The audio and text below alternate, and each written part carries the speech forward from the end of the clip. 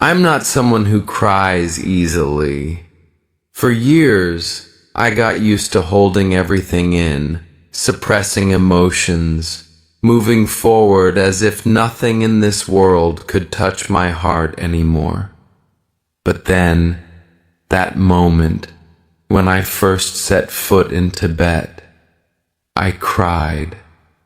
Not loudly, but deeply, silently, and uncontrollably. And today, I want to tell you the story of the journey that led me to those tears. I didn't come to Tibet as a tourist. I came because I needed healing.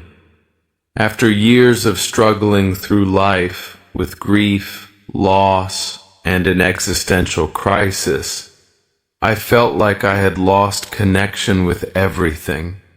I needed a place far enough away to finally hear the voice within. And then, Tibet, called the roof of the world, appeared to me like a sacred invitation.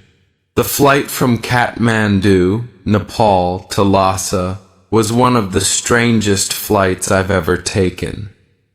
As the plane flew over the Himalayas, I saw snow-covered peaks stretching like a piece of heaven.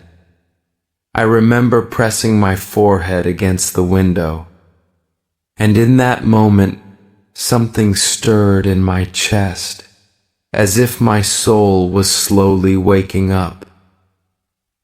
When the plane landed in Lhasa, I couldn't say a word.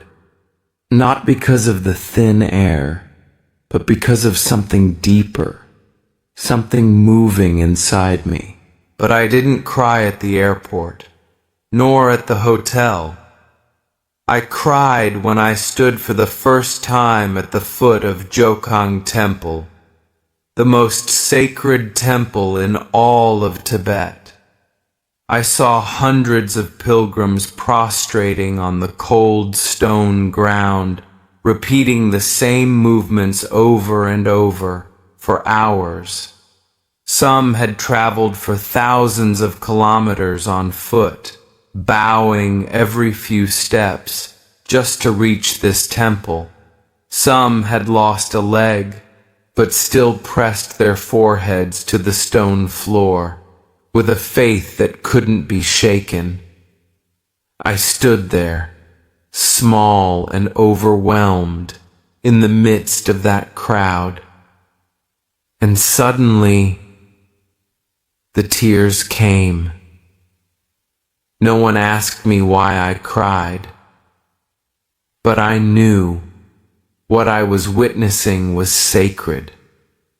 It was real, and it touched something deep inside me.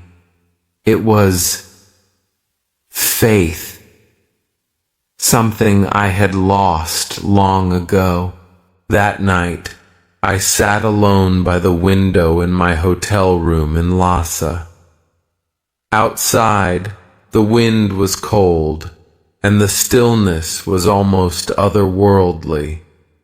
The sky was full of stars, as if I could hear the whisper of the universe.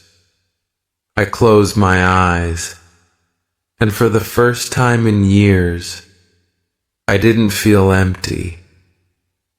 I no longer felt alone, not because I was in Tibet, but because I had reconnected with myself.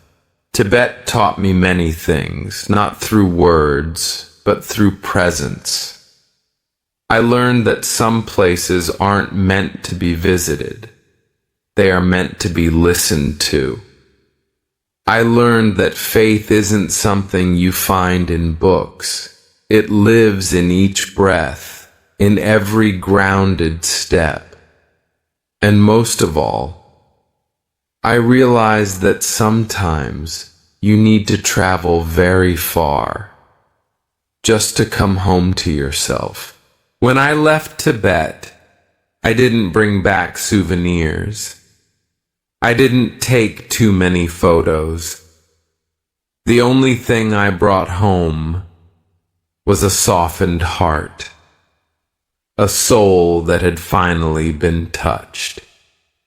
If you are feeling lost, if you no longer know who you are, trust that somewhere, out there, or deep within, you're being called home.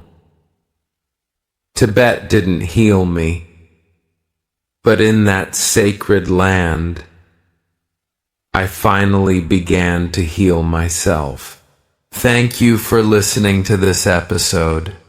If you've had a healing journey of your own, I invite you to share it below, because your story may become light for someone else.